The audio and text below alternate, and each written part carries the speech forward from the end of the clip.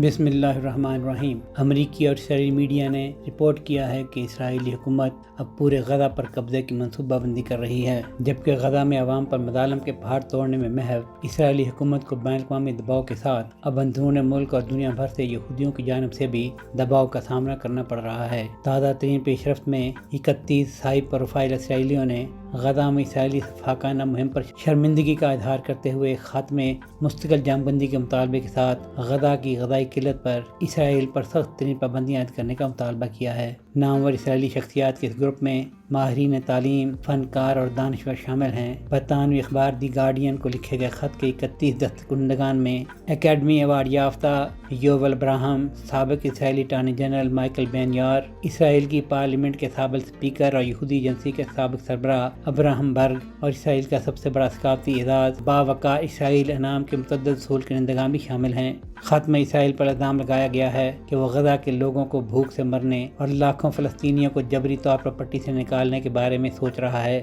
اس لیے بین الاقوامی برادری کو اسرائیل پر سخت پابندیاں عائد کرنی چاہیے جب تک کہ وہ اس ظالمانہ مہم کو ختم نہیں کرتا اور مستقل جنگ بندی کا نفاذ نہیں کرتا۔ خط کے دیگر دستخط کنندگان میں مزور میشل نومان، رآن الیگزینڈر روچز اور ایوارڈ یافتہ دستاویزی فلم ساز گولڈن لائن جیتنے والی فلم لبنان کے ڈائریکٹر سیمول مازور، شاعر ہارون شفتائی اور کوریوگرافر پینٹو نمایاں ہیں۔ اس وقت غزہ میں اسرائیل کی جنگ کی بڑھتی ہوئی ہولناکی پر تنقید اور اس کے فوری خاتمے کا مطالبہ خود اسرائیل کے اندر اور وسیع تر عالمی یہودی ڈائسپورا کے اندر کمزور فلسطین بچوں کی تصویروں اور خوراک کی تقسیم کے مراکز پر بھوکے فلسطینیوں پر اسرائیلی فورسز کی فائرنگ کے ویڈیوز کلپس کی وائرل ہونے کے بعد تیزی سے بڑھ رہی ہے، مگر یہ خط اس وقت شائع کیا گیا ہے جب میڈیا رپورٹ بتا رہی ہیں کہ اسرائیلی وزیر اعظم انتہا پسند یہودی اتحادیوں کو خوش کر کے اپنی حکومت بچانے کے لیے غزہ کی پوری پٹی پر ایک مرتبہ پھر قبضے کا منصوبہ بنا رہے ہیں، جس کی اسرائیلی فوج کی جانب سے پہلے ہی مخالفت کی جا چکی ہے۔